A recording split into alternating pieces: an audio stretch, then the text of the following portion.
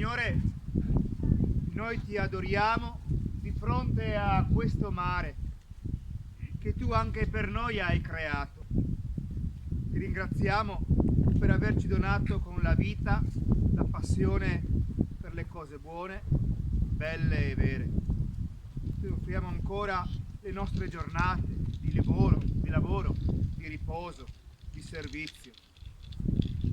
Dirigi tu, o Signore, i nostri passi, difendi il nostro cammino, benedici tutte le ore della nostra giornata. L'aiuto della tua grazia ci renda vittoriosi in tutti i corpi del corpo, in tutti i pericoli del corpo e dell'anima.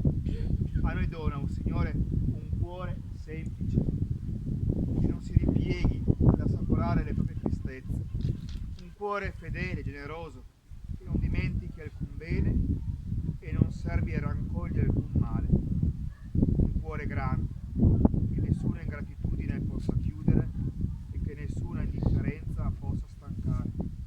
Fa, o Signore, che nella visione serena di una laguna tranquilla noi sentiamo un anelito verso il cielo.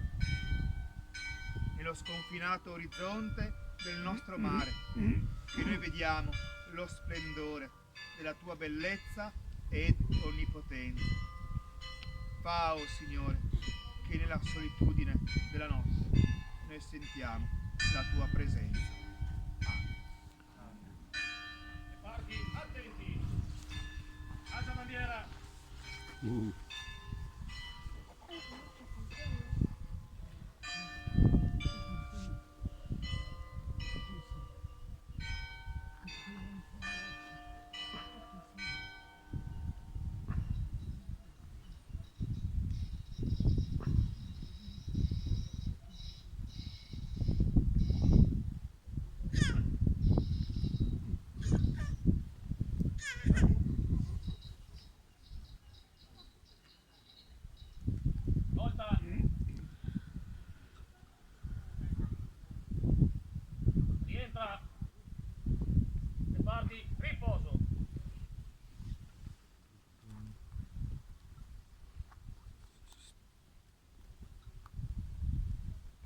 grazie a tutti veramente della presenza, possa essere l'inizio di una tradizione in questo santuario. E l'augurio a tutti coloro che qui lavorano di essere accoglienti verso tutti.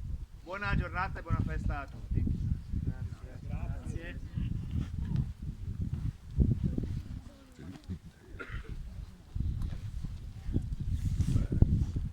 A mezzogiorno parte il traghetto.